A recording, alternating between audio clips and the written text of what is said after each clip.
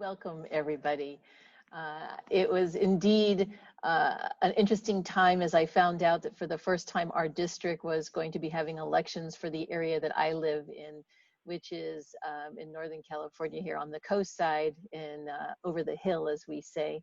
And I was mulling and mulling this decision and thinking about, is this the time to take what I do and my experience and expertise into the public sphere in a very more intentional way. And it was Jane who was sort of my conscience, my inner conscience saying, you must do this, you must do this. And I am so excited that I did it. I haven't looked back from the day that I declared. And I'm not an experienced politician. I'm an ordinary citizen, like most of you. And I just decided that it was time to really do what I could, in one small way, to really impact such an important cornerstone of our democracy, which is our community colleges, truly. And I believe that community college is one of the most significant gateways for higher education and job training programs for women, immigrants, low-income families, students of color. And in service to this mission, I'm just really excited to dedicate my career as an educator to support this democratic tradition of accessible and high quality public education. So it was it was an easy decision once I sort of looked at the kind of the situation and thought, this is a time to do it. Now, certainly is interesting doing this in the time of COVID and a pandemic. All of the campaigning, just like you're here today at Zoom, all of town halls and getting to know people is all done virtually. I so miss not being able to meet people and talk to people and show up at events. And here we are. So here we are doing this in a new format. So I want to remind you, if you haven't registered to vote, I understand that our voter registration in California is open till October 19th. Although I also understand that there's sometimes an ability to vote, to register after that, but don't wait for that, because I'm not sure, those rules are a little more vague. So if you're on this call today in California and you haven't yet registered to vote, you just have a little time left, so please do it. It's a very, very important election, as you all know. So I am just delighted that Sara Goldrick-Rab has joined us this afternoon. When we were looking at issues and things that we wanted to bring before our community college, the community here in the San Mateo County, I couldn't think of anybody better to help us think about and understand and learn from her research and her policy work around the issues of food insecurity and housing insecurity. And this probably isn't a more important issue today, and certainly with COVID, when we think about what is the safe and accessible education that students need. Sara was certainly the first on my list to come talk to us about it. So thank you, Sara, so much. Sara is a professor of sociology at Temple University, and she's also the founding director of the Hope Center for College Community and Justice in Philadelphia. She's a chief strategy officer for emergency aid at Equity. And she's also a student, which is a student financial success and emergency aid company. And she also founded Believe in Students, which is a nonprofit distributing emergency aid. What's so important about that list of things that I just told you is, as a former academic myself, what is so impressive about Sara's background is not only has she had a stellar career and is so dedicated to her research on these issues, but she puts her money where her mouth is, and she is out there on the ground impacting policy, impacting aid to students. And this to me sort of is the model that is so important for us today. It's really turning research into action and policy and practice. So Sara, thank you so much again for joining us today. Thanks for having me, Lisa. I'm so glad you're doing this. So I would love just you've been doing this research for years, and so you can go to Sara's website. We'll post it here in the chat. You can read books that she's written. We could be here. We could have a whole conference around the work that she and the center have done through the years. But I wanted to know if you could just sort of give us a little bit of a sketch of what your research and your research data has shown around these issues around hunger and food insecurity, and the alarming number of students who today are faced with this situation. Sure. Well, first, hi, everyone. I'm happy to be joining you all the way from Philadelphia. It's a very strange world that we live in at this time. I guess this is the upshot of the fact that we're online for these things. I can join you without coming out there. I thought I'd first just explain a little bit about why a professor in Philadelphia would be so interested in how you all support your community colleges. And then I can explain to you how I came to even know that we have these challenges around food and housing insecurity. Going back almost 20 years, when I was working on my doctorate in sociology at the University of Pennsylvania, someone came to me, it was one of my professors, and he said that Congress had passed legislation around cash assistance for low-income women. It was a change that many of you might know about. It was a change from something we called AFDC to something we now call TANF, or you might think of it as welfare. It was a big initiative that Bill Clinton ran on and passed in 1996. And what he said to me was that while most people didn't really realize it was going to have major implications for higher education, and in particular for community colleges. And he wanted to know what that would look like. What were the implications and why would that happen? And I found myself, for the very first time in my life, traveling around the country, visiting community colleges, to try to understand the impacts of this big federal policy in a way that nobody was talking about. And what I learned was that there were all of these amazing people, many of them lower income women with children, trying to get a college degree, trying to get a better life for themselves, but finding that they now had to do so with even fewer financial resources. And over the last 20 years, as I'm sure you're aware, the cost of college has gone up. Financial aid has not kept pace. And there have been a number of other changes, including changes in the workforce and changes to minimum wage, namely that minimum wage didn't actually grow that much, that just made it harder and harder to pay for college. Over those same last 20 years, I've dug in deeper and deeper into what's keeping community college students from actually reaching the finish line, because we know that only about 1 in 3 of them ever get the credential they're seeking. And I discovered about 12 years ago that one of the leading causes of them dropping out of college was something we were totally not talking about. We were talking about whether they came to college with a good K-12 preparation, right? Whether they came to college really kind of knowing how to go to college, something you get when your parents have gone to college. We talked about the fact that some of them had kids. But what I discovered we weren't talking about was that so many of them are going to college without enough food to eat, and that so many were going to college without a safe place to sleep. And so even in California, where you all have paid attention to a lot of these kinds of issues more generally in your population for a long time, if you go back 10 years, you won't find media coverage about talking about homeless college students. You won't find data on that. And you will find that your community college leaders were not discussing these things. So we started doing studies to try to figure out how big the problem was. And at this point, my team has conducted hundreds of surveys at more than 500 colleges and universities around the country, including we've led the research at the California Community Colleges, which happens to be the biggest community college system, not only in the country, but one of the biggest in the whole world. And we're finding that this food and housing challenge, which is affecting so many people across California, is affecting at least 1 in 2 of your college students in the California community colleges. And if you think about that, one way to think about it is, well, that's what everybody's dealing with, right? Everybody's having trouble with their rent. So what's new?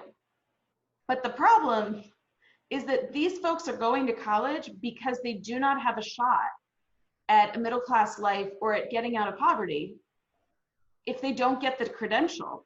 And the food and the housing insecurity is going to keep them from that credential. So in other words, you've got a population that's working really hard and they're stuck. And therein lies the big challenge. There have to be ways for community colleges to work with their communities and their political leaders to get students that support so that they can get the degrees. Thank you, Sarah. I think we certainly have seen that. People think that in California, we're not facing some of the other problems that maybe small communities are in other countries. And that's a little bit of the kind of the cognitive sort of dissonance that we live in an area with great wealth, yet we don't see these basic needs of students being made.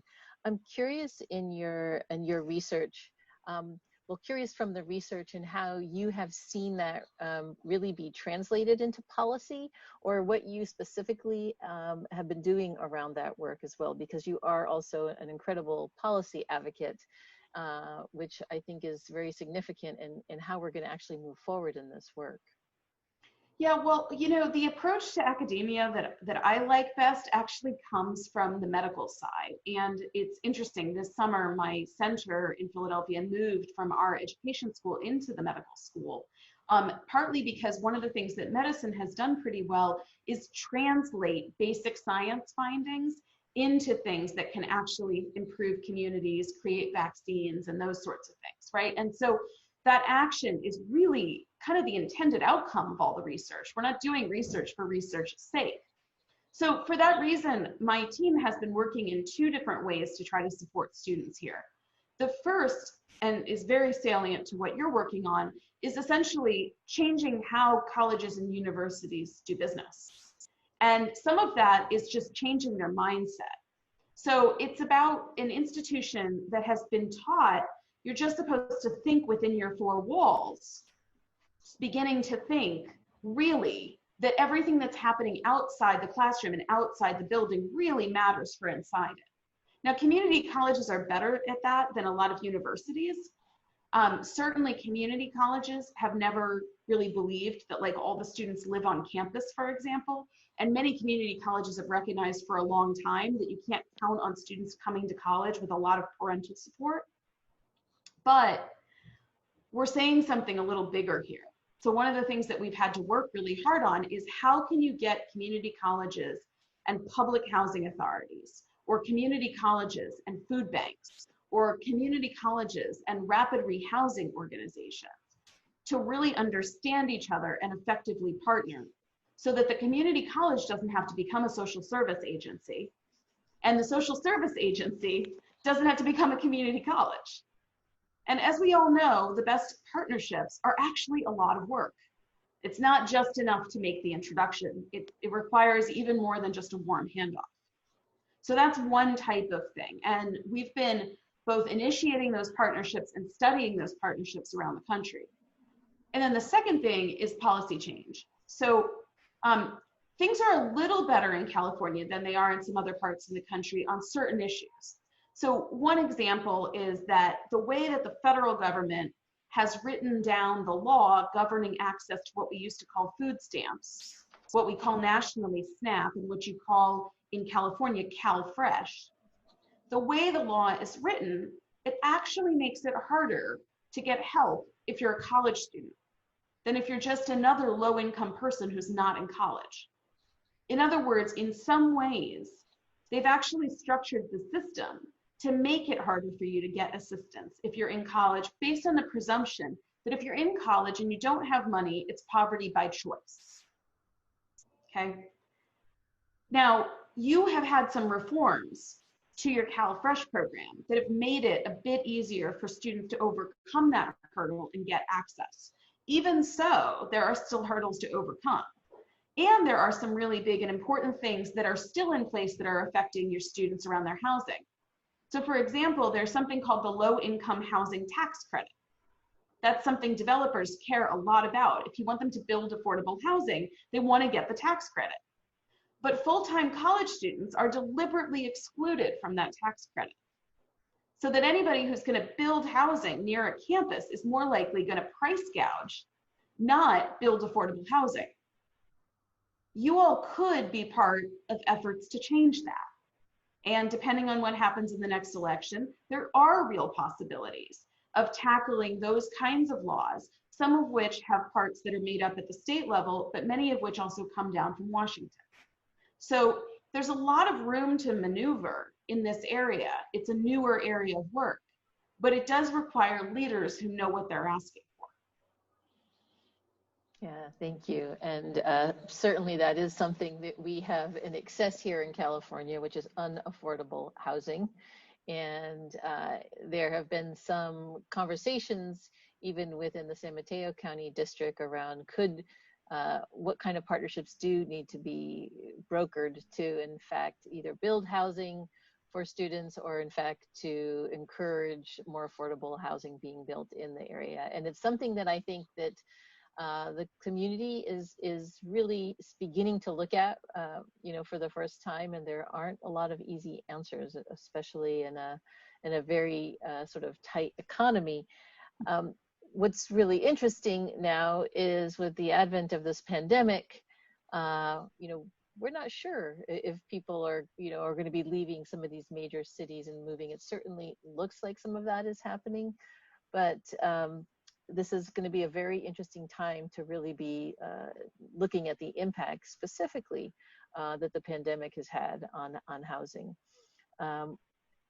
So related to that, I mean, we know that these issues have been here before the pandemic, and but COVID has really accentuated or exacerbated many of these things: remote learning, the digital divide, the loss of income for themselves or their families that they're supporting.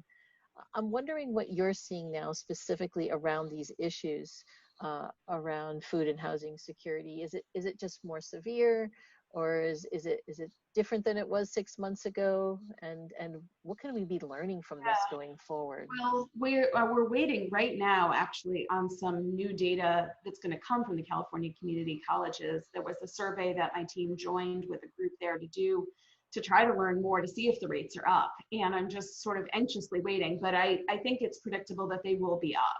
And I think that there are a couple of reasons for the increase that are worth paying more attention to. Certainly one of the main reasons that we should see an increase is that one of the ways people pay their bills is by working. And most of your community college students were working before the pandemic. And all of the data that we've collected around the country suggests that everything that's happened to other folks is happening to these students, which is to say they've lost their jobs. They've experienced cuts to their hours or their pay, and or their working conditions have changed, making those conditions more dangerous. And some of them have had to leave their jobs. So oftentimes the way you make ends meet as a community college student is partly through financial aid, right, federal and state, partly through working, and partly often through some sort of subsidized programs. There's also been more pressure on a lot of those programs. And some students in the past have had to use emergency aid and other sorts of resources to get through the semester. There's been an enormous amount of pressure placed on those resources too. So there are literally food banks running out of food, right? There are emergency aid funds that once upon a time at least had some money in them and are now really running short. So those challenges are going to make the rates go higher. And then the other thing is that most of the community college students are taking care of other people, right? And to the extent that those people are having trouble, whether that's they're educating children in the home now, right, while they go to school, whether they're taking care of other people who've had to relocate because of fires, or because of the pandemic and because of health conditions, that's making the housing situation even more challenging. So we should see these things be increasing. And that, of course, puts more pressure on the colleges to both raise their own funds, which is incredibly important. Fundraising right now is absolutely essential, but also to make the strongest possible case to the state of California around funding. And there are, I will say I've been an observer of California's decisions around funding its various parts of higher education for a long time. There's a lot of room for improvement there. And so I think one of the biggest questions is the extent to which it'll be seen as a good investment to address community college students' basic needs before spending on other aspects that you might start to consider luxuries. Yes, that's certainly true. Some of us we're a bit hopeful about a Proposition 15 that's going to be on our ballots come November 3rd, which is around how the funding formulas for education that were so dramatically cut with Proposition 13 many years ago. And Proposition 15 is actually uh, going to be, if it passes, taxing the property of commercial entity different than residential. And that has the potential to bring a lot, millions of dollars back into education. So we're hopeful. There's people working on it, but it remains to be seen. Um, so many of these questions I think even the work that you've done has been, again, pre-COVID, and it just sheds a light on it in such a different way. But you've been a huge proponent of sort of the free community college movement, and I wondered if you could explain a bit about that as well in your work there. Well, yeah, let's think about that in the context first of the free high school movement, because I think that's actually really useful. If you think back, well, I mean, we have to read about what it was like then, right? But if you read about what it was like at that time, before high school was free and publicly accessible, right? There was an understanding about what both the job market required, what families required, right? And what was reasonable for a society to pay for. And Horace Mann led a movement that took almost 80 years to begin to respond to communities' needs for people to have something to do after elementary school, where they would increase their learning and be able to do more things and be able to participate in a wider range of jobs. And I think I emphasize that 80 years because it wasn't a quick process, right? It wasn't like overnight somebody said, oh yes, we should make high school free, and then we did it. But we did do it.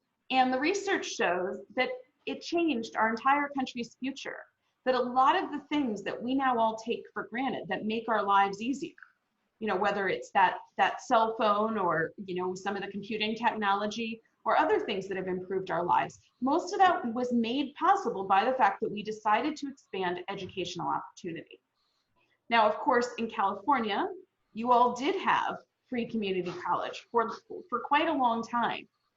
And the message that was sent was that it's not as if anybody has ever believed that if we say that high school is free or community college is free, that everything about it will be free, okay? Some people say, well, but you're not going to cover every part of their cost of attending college. You're not going to pay for all their food. Remember, we don't do that in high school either for everyone. Nonetheless, you don't find people saying, I can't afford to go to high school because we charge tuition. Okay. Now, we do have supplemental programs and now community-wide programs to help people afford food. And we do have to be honest about the fact that there are still some students who can't finish high school because the opportunity cost of being in high school compared to working for their families, right? And this is still a very real concern for some of your communities, that is high. And that means to me that we have not done enough to help those families so that they can afford to allow a child to go and finish high school. But you all saw big benefits to community college really genuinely being free. There was a lot of expansion of educational opportunity. It's arguably one of the drivers of your economy. The big reason that you have run into trouble, and this is not said enough, I think, is that the way that the federal government layered on their financial aid system did not fit well with the way California was doing things. So it's a little complicated, but you now have a lot of students across California who use your state tax dollars first to get tuition to be free with this BOG waiver, and then don't use the federal government's money in the form of the Pell Grant in order to pay for other costs. But in a system like ours, that actually creates more hardship for you all. So in other words, if the federal government would move to a free college model, your lives in California would get a lot simpler. You would be able to say to students, don't worry about tuition, and put your state dollars primarily towards helping students cover their living expenses. So I hope you can kind of see it's all about that braiding and marrying of federal and state funds in this complicated world that we decided to create with the states and the federal government. And importantly, it's also about sending the message that in the 21st century, maybe 12 years of education just isn't enough. And to those who say the high schools should do more, I challenge them to go into the high schools and see all of the things that we now need to teach in order to get through the day. They didn't used to have to teach what safety on the internet looked like. They have more years of history to teach. Even fixing a car now requires an entire additional set of skills, and those skills are taught in community college. So that's why I've been part of that movement. It is a complicated movement, and all I ever ask of anyone is that they entertain the idea and engage in the conversation, because maybe it will take us another 10, 20, or 30 years. What we know right now is the current system is not working. Students are not only dropping out with insufficient financial aid, but they're dropping out homeless and hungry. Right.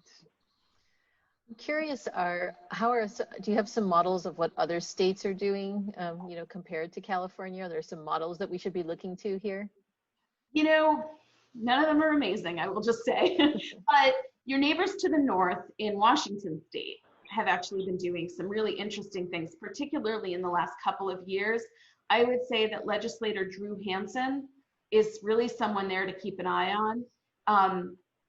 They managed last year to pass 3 different pieces of legislation, one of which actually created not only lower tuition for community college, but a greater investment in the resources that the community colleges have, so that students can actually get advisors, for example, and so that there can be supportive programs on the campuses.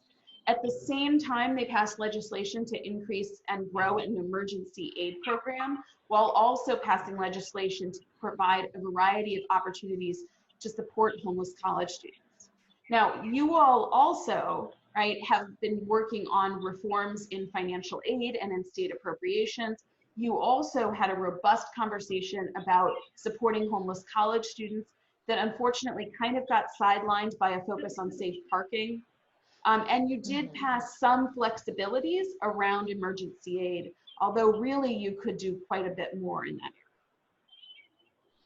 Thank you. We have a question from one of our participants. I'll just read it here, and I want to remind people, please, you can unmute and ask a question. Let me just ask this first one that somebody did write in, or you can continue to write them here in the chat, and I will pass them to Sarah. So the question is, if this state of stay-at-home distance learning continues for some time, how does that affect housing challenge, as well as internet access policies and distance learning resources needed for low-income students? Yeah, well, I mean, look, I think it's pretty clear that we have a problem, that we have a massive disparity in not only whether or not you have internet access, but the quality of it, okay? And I think that's clearly affecting both K-12 and higher education. But in addition, and I say this also as a mom of 2 kids, while I teach college on this floor, 5th grade happens on the next floor and 8th grade happens on the floor above that. So I'm really getting to see this. It isn't just about whether you even have the connection, it's also about the teaching. And I've got to say that our community college instructors, most of whom are adjuncts, have not been given the support that they need and the investment in their professional development to be able to teach effectively online. It's not that they don't want to. I mean, these days, the way the incentives work, you have to be a pretty mission-driven person to be teaching in community college in the first place, because the pay is not great. But to then be trying to do this and teach online effectively, it does require investments in really helping them find the best ways to connect to their students. And so I think that's another area that really isn't getting enough attention.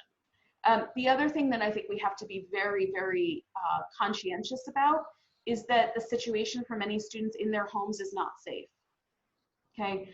There's growing evidence of rising stress, abuse, domestic violence, okay? And part of what that means to me is in the K-12 schools, we know there are people who have designated jobs to be supporting the families in that regard. It's not enough, but at least it exists. In higher ed, we really don't have it. every community college needs someone trained in social work to be providing case management and checking in with these students to try to help with those kinds of issues. It's really irresponsible, frankly, to not staff accordingly these days to be able to at least direct students to the right resources. And to know and to train faculty so that when they see things happening, even on the camera, which people are reporting they're able to see since they can see into homes, they need to know what they're looking at when they're on the front line here and be able to respond. Point. Thank you. We have Laura Palmer-Lohan on the phone, who is the Vice Mayor of San Carlos. So would be absolutely one of the communities that is working within this community college district. And Laura, I'm happy to read your question unless you want to ask it yourself. Yeah, sure. Hi, Lisa, and congratulations Hi. on your campaign. I see you working hard. It's nice to see you out there. And thank you to Sarah for your presentation today and Jane for your hosting. This is a really important topic. The whole idea of food insecurity in college students never occurred to me until I was introduced to the concept just a few years ago when my son started out on his journey looking for universities to attend.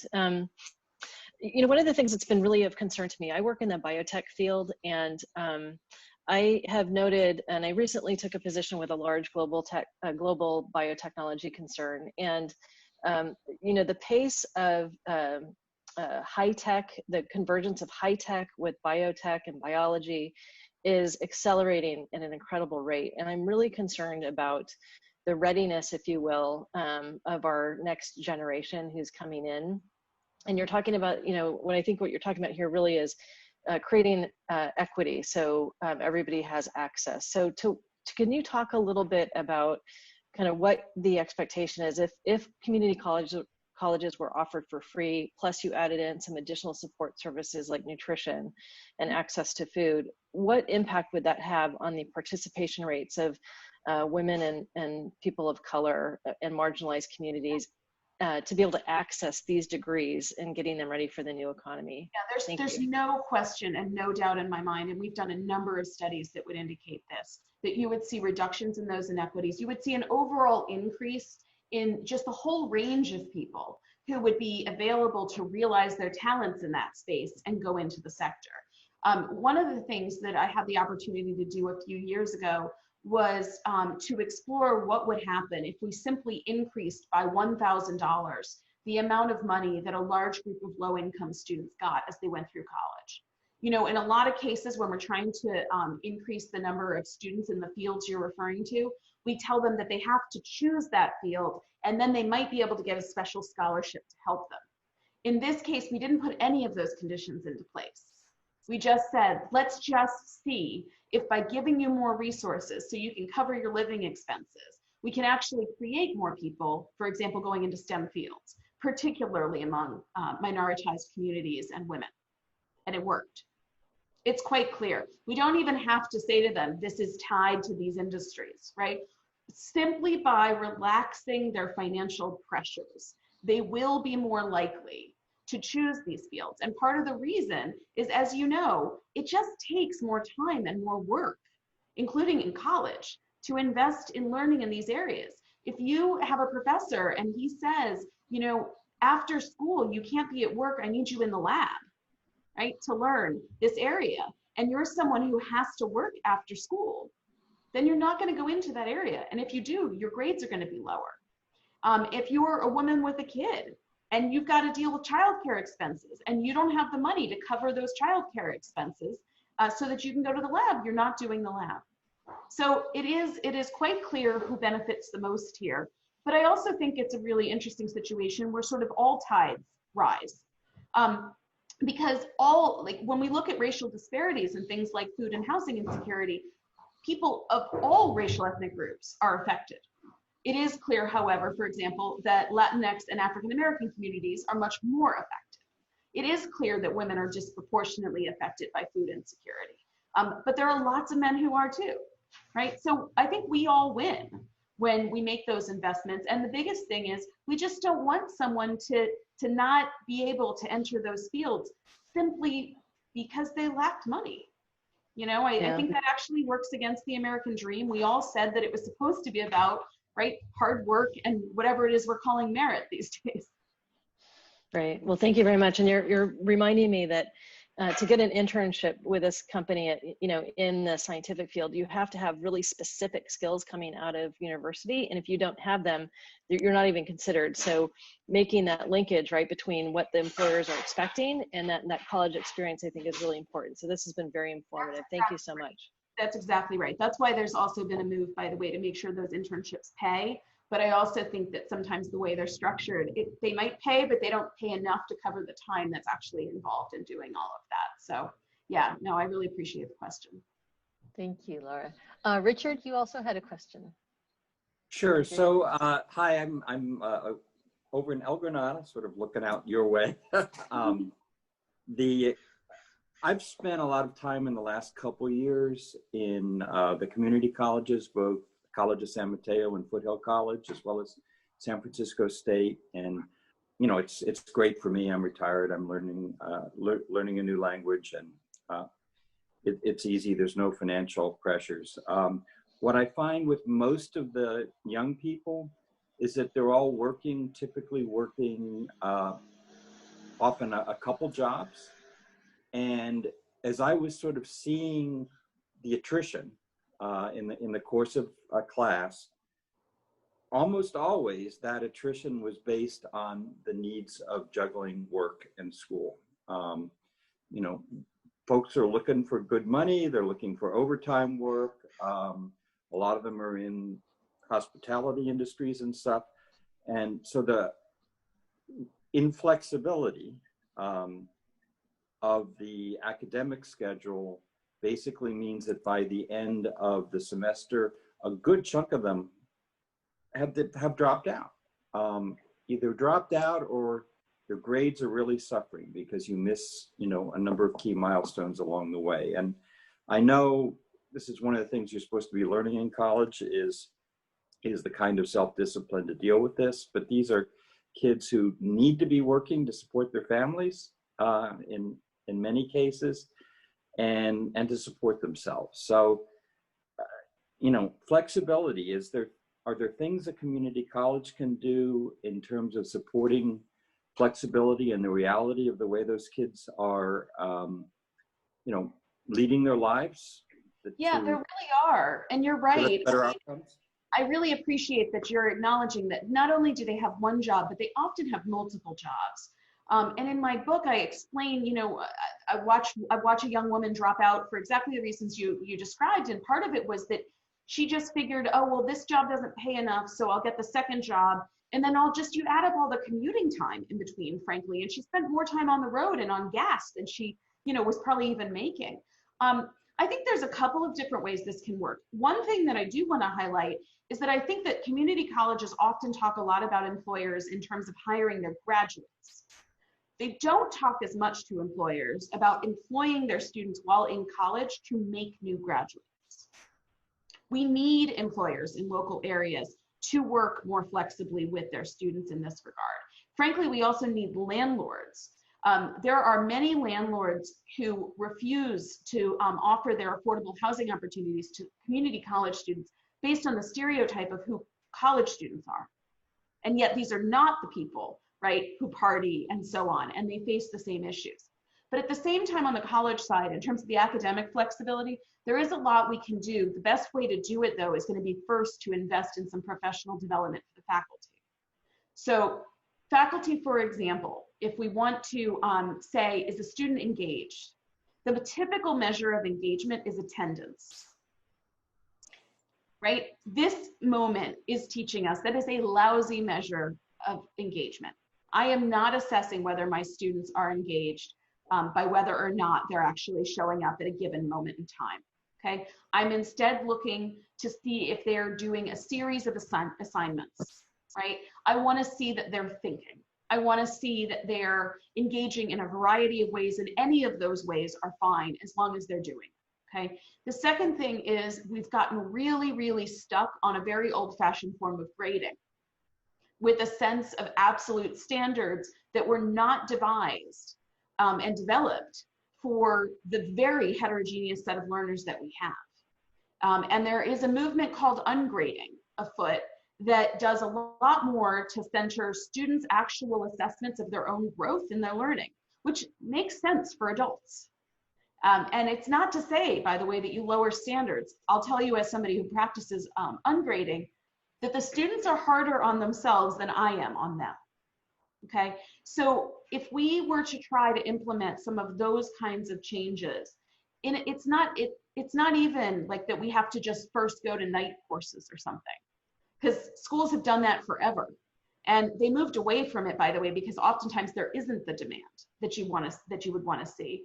And by the way, the students who are doing classes at 11 o'clock at night because their jobs are over and their kids are asleep are too tired to actually absorb the material, right? But instead, I think that we need to help teachers think about how to educate this population, again, in more of a flexible way. And I do think, thanks to the pandemic, we will probably see more courses be hybrid from here on out, right? With some in-person instruction, or at least meeting time, and a lot more online.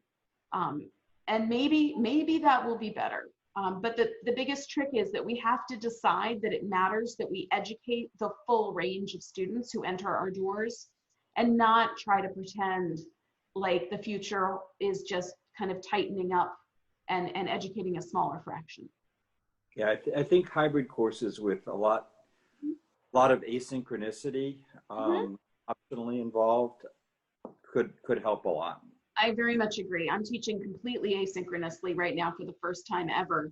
And I'm so glad that I am, because I have 35 students. I'm at a 4-year university. 5 of my students have very young children. It would be completely exclusionary to them if I were to try to require synchronous attendance. It'd be impossible. Oh, Lisa, you're on mute. Sorry.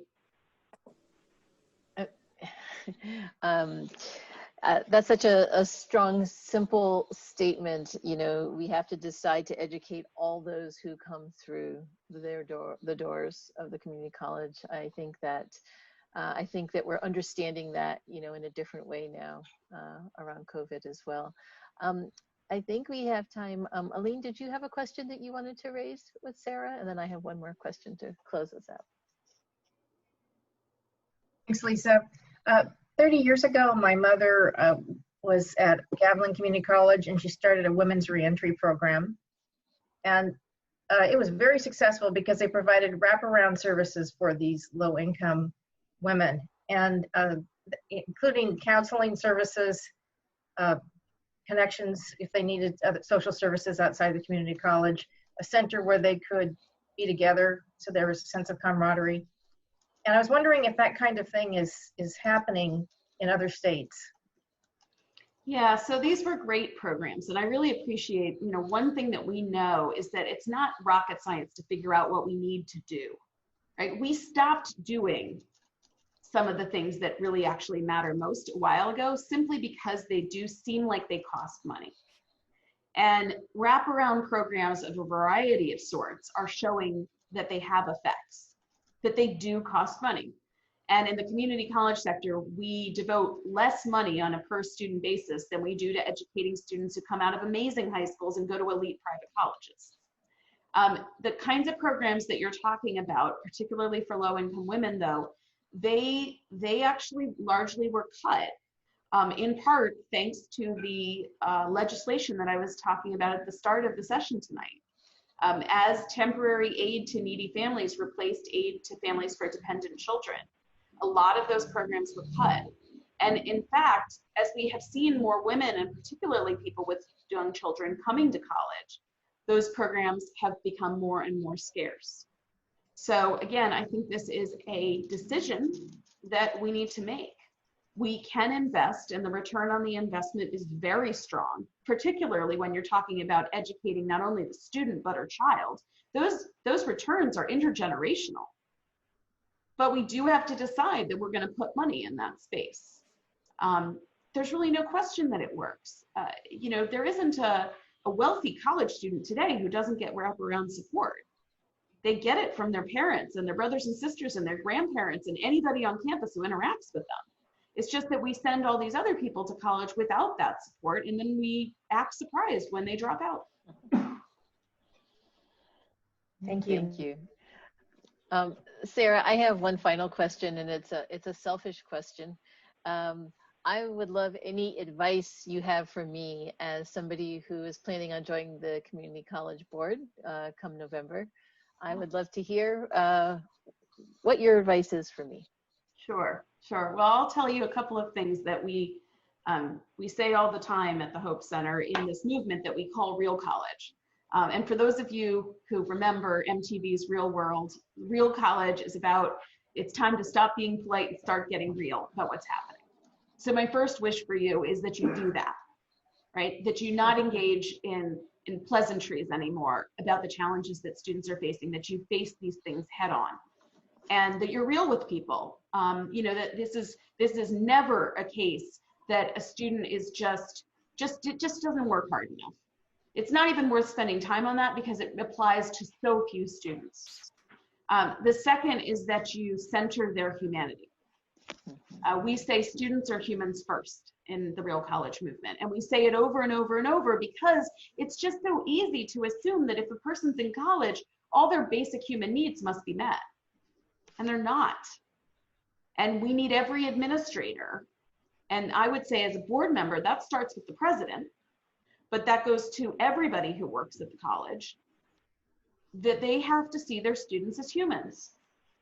And then my third wish is that you tackle the inequality in funding and really talk to people both about what you were talking about earlier in terms of who's taxed and where those monies go, but including also at the state level. And I think, there are 116 now California community colleges and over 2 million students.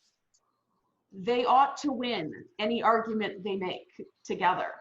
And I really love it when I see the colleges and the boards working across colleges. I think there is so much power in the sector. I know that the temptation and the norm is to work regionally. And I think that's important, but please remember, there are a lot of other institutions in your area that are getting a lot more money. Mm-hmm. So I think it's really, really important that the community colleges really begin to be the priority for the state. They are such an enormous, not only economic engine, but an engine of your community's health all over the state as well. And if there was ever a more important time, I don't know when it would be to invest in that. So. Thank you. I will take those. I will take those forward.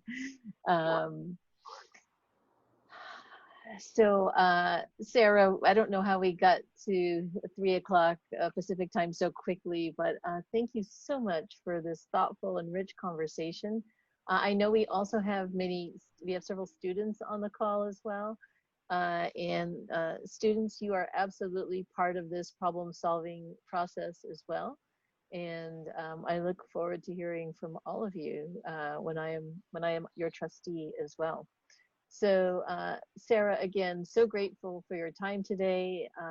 So grateful for the work that you do for the field and for all of us in really thinking about the most important issues in education, which is around access and equity. And really we're talking about social justice when we talk about the opportunities for all who come through the doors. So thank you again. Wonderful.